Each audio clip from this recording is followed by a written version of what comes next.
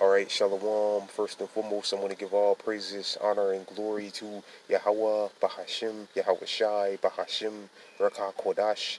Second of all, I want to give double honors to my elders and apostles of Great Millstone. And third of all, I want to give a peace and safety to the hopeful elect out there, the brothers that push this truth, the truth of the King James Bible, and all truth and sincerity throughout the four corners of the globe.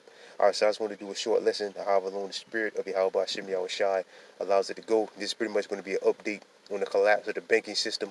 All right, and Lord Will's brothers can see on the screen. I have this article here from the Market Watch, and it says the Fed say don't worry about U.S. banks, but why should anyone believe them? All right, and a couple of days ago I did a lesson through the spirit and power of Yahweh Bashim Yahweh Shai, speaking about how First Republic Bank is pretty much going down the toilet, or it's pretty much through or finished. All right, done. Stick a fork in it. But I just saw a post that the elder Amawon Kabar, the elder out of New York, posted like a clip of an article or whatever you call it, a clip of an article to his YouTube page, saying that J.P. Morgan is offering to step up and help them out or something like that, something to that effect. So they're pretty much done, and that's what's going on. All the big banks are taking over the little banks. All right, like J.P. Morgan, Bank of America, so on and so forth. All the little banks are being crushed and going to the big banks, and there's going to be a one world banking system, because those big banks, they're going to play ball, because they're going to play ball. Pretty much they're going to require their customers or whatever to have the CBDC, to take the CBDC. All right, if you want to access your money and all of that. So they're crushing all the little banks, pushing all the little guys out the way, and moving everybody to a one world bank, or like one bank, a couple of banks, a few banks. All right, and again, all those banks are going to require you to have the Karagma. All right, but let's read a little bit of it right here. Let's read a little bit of the article. It says the aftershock of the collapse of the Silicon Valley Bank, while seemingly fading, are still revertible rates around the world. So, like if I said it wrong, although Federal Reserve officials have taken pains to assure the public that the U.S. banking system is sound, it is unclear why anyone should believe them. All right, why should they believe them? They lied about everything. They said that inflation was transitory. Jerome Powell, this guy right here, and Janet Yellen came out and said it's transitory. It's not gonna last long. It's gonna cool off, and then stuff is still high.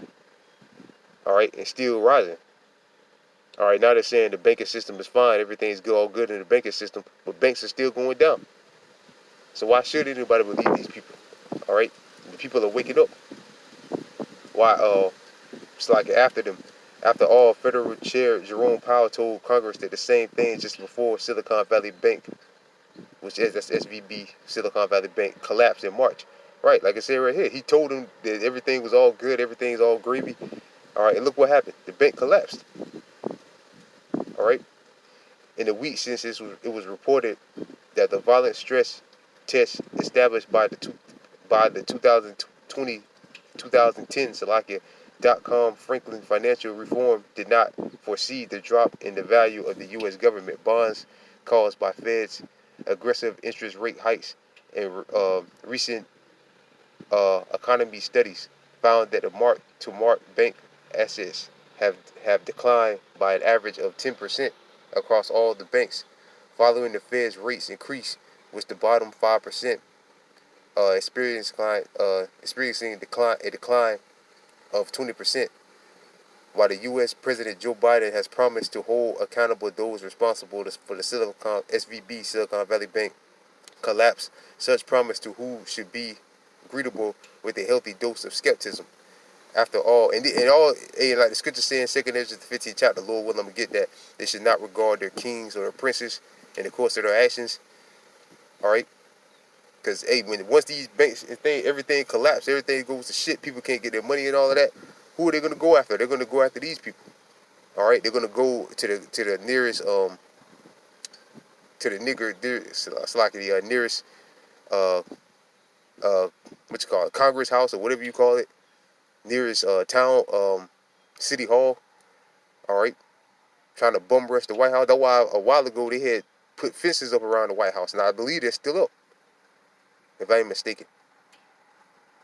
Because the people will figure out these devils are lying to them, and they're gonna look for they're gonna want answers, and they're gonna bum rush them spots like they did in January 6th. Even though, again, like I said before in the past video, I believe that was set up, but still, you know, I believe people are going to sincerely do it. All right, bum rush them Capitol buildings, bum rush the White House, bum rush the city halls, bum rush the Federal Reserve office. All right, such promise to shoot slide promises to should be greeted with a healthy dose of skepticism. After all, the Obama administration, in which Biden served as a vice president, never held any banks responsible for the 2008 financial crisis. Right, and again, this is all planned, man. All this is planned. Biden and all them, Jerome Powell, Janet Yellen, they're all just puppets. The agenda is to collapse all these banks, these small banks, move everybody to a one world banking system, which at the end of the day, in order to access your funds, you're going to have the Kurama. All right. The fact is that regulators, including the Fed, have failed to keep the banking system safe. Banks depend on trust, right? And people ain't trusting them no more. Why should we believe in? Why should you believe anything that them devils are saying? All right. Confidence that they can withdraw, Slacky, depend on trust. Depositors need to be confident that they can withdraw their money whenever they want. That's always been true. What has changed in the ease with which billions of dollars can be withdrawn in a nanosecond online. Even a whiff of danger that they will not be able to get their money back is enough to cause rational people to withdraw uns, uns, uninsured funds and even in uninsured amounts. It's like it.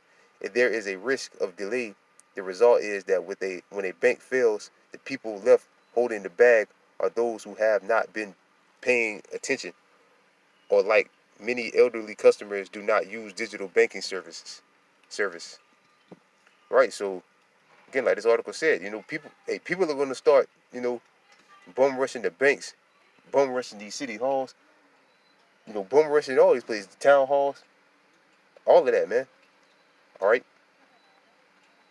Because the people out there are going to want answers.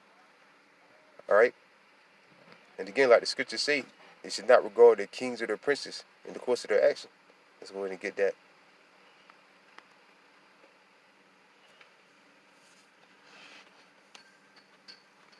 And like the scriptures say, CDG walks circumspect, not as fools, redeeming the times because the days are evil. Roughly paraphrasing.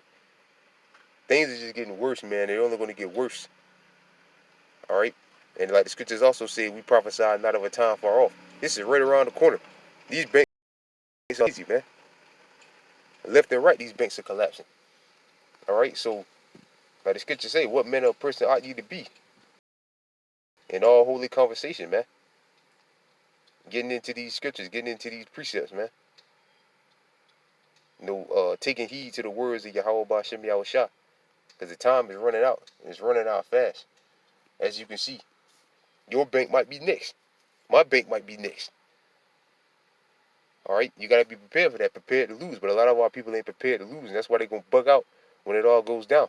All right, this is Second Ezra chapter 15, verse 15. For the sword and the destruction draw nigh. Well, let's start at 14. Second Ezra chapter 15, verse 14. Woe to the world and them that dwell therein.